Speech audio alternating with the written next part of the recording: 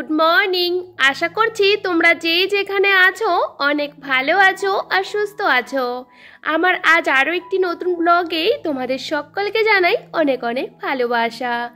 আজকের দিনটা ছিল মঙ্গলবার আর এখন ঘড়ির কাঁটাতেই সকাল 7টা। তবে চলো তোমাদেরকে সাথে নিয়ে ব্লগটা এখন থেকে শুরু করছি। আশা করব ব্লগটা তোমাদের ভীষণ ভালো লাগবে। আজকে সকালেই ভেবেছিলাম কোনো ব্লগ শেয়ার করব না, মানে শুরুই করব না, জানো তো। আজকে দুই একটা দিন কাজ করছি কিন্তু একদমই ভালো লাগছিল না। তারপরে ভাবলাম চলো ভিডিও যদি না করি তোমাদেরকে কি করে শেয়ার করব, সেজন্য শুরু করে দিয়েছি।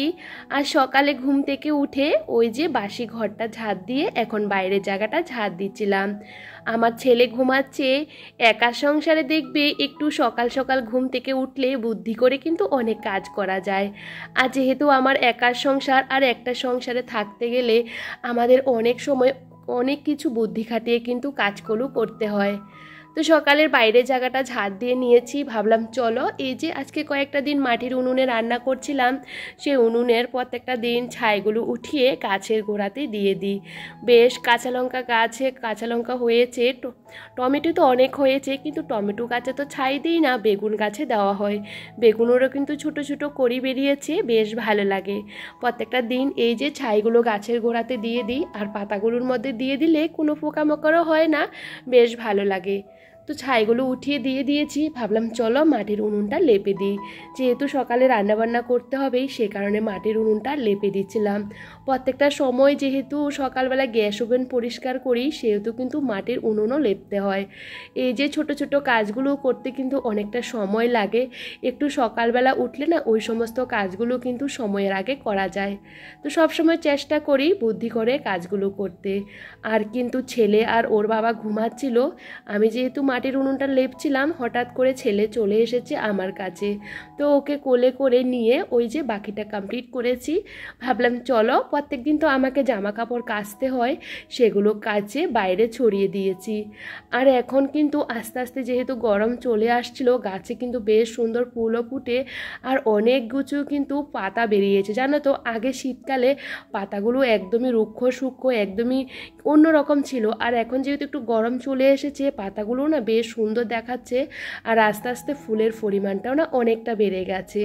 আমি সবসময় চেষ্টা করি বাইরের কাজগুলো প্রথমে কমপ্লিট করে তারপরে ঘরে যে টুকিটাকি কাজকর্ম আছে রান্না করতে করতে সারাতে পারি। সে কাজগুলো যেগুলো রান্না করতে করতে পারবো না, সেগুলো কিন্তু প্রথমে কমপ্লিট করে নিই। এই যে একটু আদা চা করব। প্রচণ্ড গলাটা না আজকে কয়েকটা দিন প্রচুর কাশি, জানো তো। অনেকটা কষ্ট করে কিন্তু ভয়েস ওভার দিতে হয়, অনেকটা বার কিন্তু থেমে থেমে মানে ভয়েস ওভার দিতে হয়, ভীষণ কষ্ট হয়, জানো তো। কিছু করার নেই, করতে তো হবে, এটাও কিন্তু আমাদের একটা কাজ। তো সকালবেলা একটু বেশি করে আদা থেতু করে একটু চা বানিয়ে নিয়েছি। আর রান্নাবান্নার জন্য সমস্তটা কাটাকুটু করে রেডি করে নিচ্ছিলাম। যেহেতু বাইরের উনুনে রান্না করব, রান্না করতে বেশিক্ষণ সময় লাগে না, কিন্তু কি বলো তো, কাটাকুটি করতে না বেশ সময় লাগে। তো কালকে রাতে কিন্তু আমি কিছু তরকারি কেটে রেখেছিলাম। আমি সবসময় কিন্তু সকালবেলা কাটাকুটি করি, যেহেতু আমাদের ছোট একটা সংসার, কাটাকুটি বেশি একটা করতে হয় না। তো ফ্রিজের মধ্যে বেশ সবজি ছিল, তো সমস্তটা কেটে কুটে, কারণ যে সবজিগুলো নষ্ট হয়ে যাবে সেগুলো তো রেখে লাভ নেই, তো সমস্তটা কেটে গুছিয়ে রেখেছি। তো সকালবেলা এই যে শাকটা কেটেছি আর লাউ কেটেছি। আজকে করব লাউ ডাল, শাক করব, আর সকালের একটা হেলদি ব্রেকফাস্ট তৈরি করব। আর ফুলকপি আলু দিয়ে এই যে ডাল বেটে রেখেছিলাম, সেটা কিন্তু বড়া করে রান্না করব। আমার ছেলে কিন্তু এই যে ডালের বড়া খেতে ভীষণই পছন্দ করে। ভাবলাম চলো। আর সকালে এদিকে কাজকর্ম তো রয়ে গেছে, ওরা তো যেহেতু ঘুম থেকে দেরি করে উঠেছিল, বিছানাপত্রগুলো আর গোছানো হয়নি। ভাবলাম চলো এই যে সকালের টিফিনটা বানাতে বানাতে রান্নাবাড়ি করতে করতে আমার ঘরগুলোকে গুছিয়ে নেব।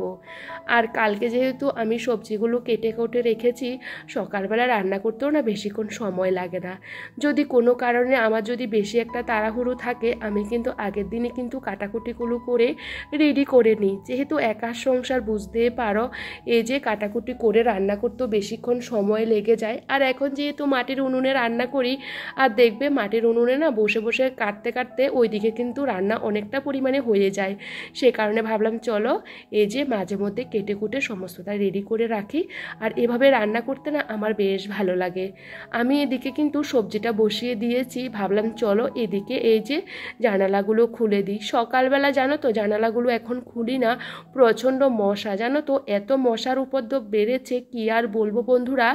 যেহেতু শীতটা চলে গেছে, গরম চলে এসেছে, সেহেতু গরমের জন্য মশার উপদ্রব এত বেড়েছে মানে একটু বসা যায় না, জানো তো। আর আমার যেহেতু ছোট বাচ্চা আছে, আমার কিন্তু বিছানার মধ্যে অনেক কিছু রাখতে হয়, সাথে কিন্তু মশারিও আটকাতে হয়। আগে তো মশারি আটকাতাম না, যখন আমার ছেলে হয়নি তখন কিন্তু এমনি আমরা ঘুমাতাম, কোনো অসুবিধা হতো না।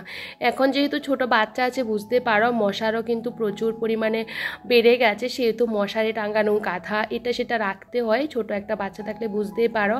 তো সমস্তটা গোছাতে না একটু তো সময় লাগে।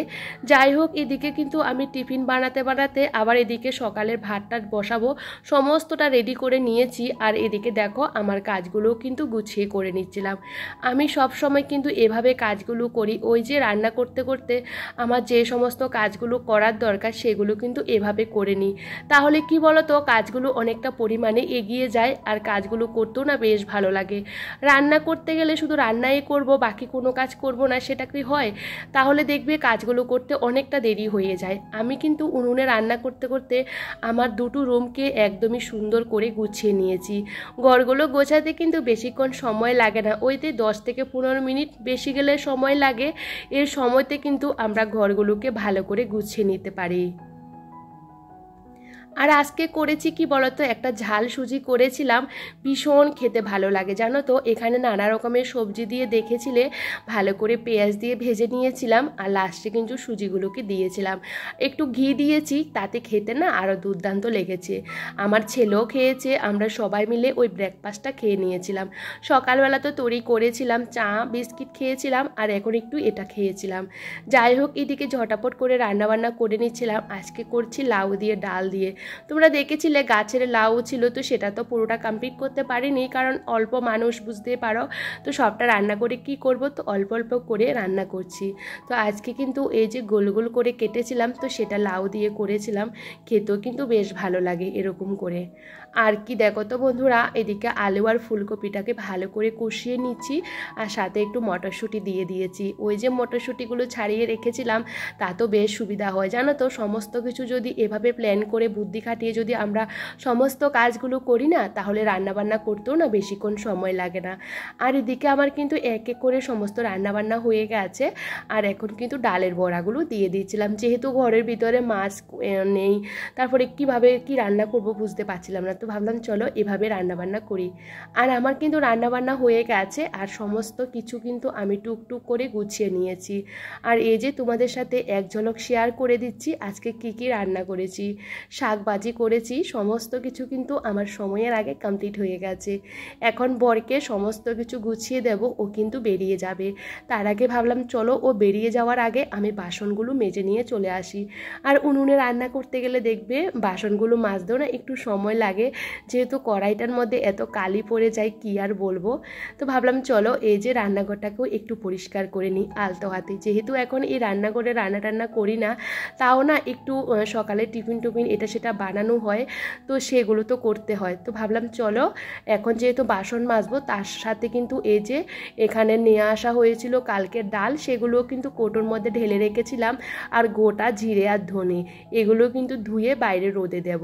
তো সেহেতু সমস্তটা কিছু আমি বাইরে বের করে দিয়েছি। ভাবলাম চলো এদিকে আমি বাইরের জায়গাটাও ঝাড় দিয়ে নিই, যেহেতু তোমাদের দাদাভাই এক্ষুনি বেরোবে, আর যেহেতু বাইরে রান্নাবান্না করি আর সামনের জায়গাটা কীরকম একটা হয়ে থাকে, সেহেতু ঝাড় না দিলে ভালো লাগে না। তো আমি সবসময় কিন্তু রান্না করার সাথে সাথে যেরকম রান্নাঘরটাকে পরিষ্কার করি, সেম এই যে বাইরের জায়গাটাও কিন্তু সুন্দর করে পরিষ্কার করি। আর ভাতের যে হাঁড়িটা সেটা কিন্তু একদমই বসিয়ে রেখেছি, যখন আমরা দুপুরে ভাত খাবো তখন নিয়ে যাব, জানো তো বেশ গরম থাকে। তো ভাবলাম চলো এদিকে সমস্ত বাসনগুলো কিন্তু আমি মেজে মেজে ঝুড়িতে রেখে দিয়েছি। তবে জানো তো বন্ধুরা, আমার কিন্তু প্রত্যেক দিনের মতনই কিন্তু সকালবেলা প্রচুর কাজের চাপ থাকে, যেহেতু আমাকে সকাল 9:30টার মধ্যে সমস্ত রান্নাবান্নাগুলো কমপ্লিট করতে হয়। আমার বর যেহেতু ওই যে 10টার আগেই চলে যায়, সেহেতু আমাকে সমস্ত কিছু সময়ের আগে কমপ্লিট করে দিতে হয়, বুঝতে পারো। সকালে যদি রান্নাবান্নার চাপ থাকে, তারপরে বাচ্চা সামলানো, সমস্তটা করা কিন্তু অনেকটা চাপের। আর আমি মনে করি প্রত্যেকটা হাউস ওয়াইফেরই কিন্তু সকালে প্রচুর কাজের চাপ থাকে জানো তো। আর এই মুহূর্তে বেশ খানিকটা টিফিনের সময় চলে গেছে, তোমাদের দাদাভাই কিন্তু বেরিয়ে গেছে অনেকক্ষণ আগে। তারপরে ওর কিছু জামা কাপড় ছিল, এই যে বিছানার চাদরটা সেটাও কিন্তু সকালবেলা তো চেঞ্জ করিনি। এই যে ছেলেকে কিছু খাবার খেতে দিয়েছিলাম, আর এখানে দই টই লাগিয়ে কি অবস্থা করেছে। আর যখন দই পড়ে না বিছানার চাদরের মধ্যে, তখন দেখবে কত মাছি মশা এসে বসে। তো ভাবলাম চলো ওটাও চেঞ্জ করে কেচে আমি বাইরে ছড়িয়ে দিয়েছিলাম। আর আমার বরের কিন্তু প্রত্যেক সময় কিন্তু জামা কাপড় ধুতেই লাগে, যেহেতু ও প্রচুর পরিমাণে ঘেমে যায়, আর ঘামিয়ে গেলে না ওই জামাগুলো না প্রচুর নোংরা হয়ে যায়, সেগুলো ধুয়ে কেচে না দিলে ভালো লাগে না। তো সমস্ত কেচে আবার বাইরে দিয়েছিলাম। সকালবেলা তো টুকিটাকে কাচা হয়, দুপুরবেলাও কিন্তু আমাকে কাচতে হয়। আর এখন যেহেতু বাইরের ওয়েদারে সুন্দর ঝলমলে রোদ থাকে, তাহলে কি বলতো কাচলেও না শুকাতে দেরি হয় না। ওই সমস্ত কাজগুলো করে এখন এই যে বিছানা চাদরটা সুন্দর করে পেতে দিয়েছি। সকালবেলা তো ঘরটাকে গোছানো হয়েছে, যেহেতু সকালে ছেলে খেলাধুলা সমস্তটা এই ঘরে করে, খাওয়া দাওয়া সমস্তটা, সেহেতু আমাকে দুপুরবেলা আবারও গোছাতে হয়। একটা বাচ্চা থাকলে আমাদেরকে অনেক সময় একটা কাজ কিন্তু বারবার করতে হয়, এটা কিন্তু প্রত্যেকটা পরিবারেই হয়। যাই হোক, এটা কিন্তু আমার ক্ষেত্রে হয়।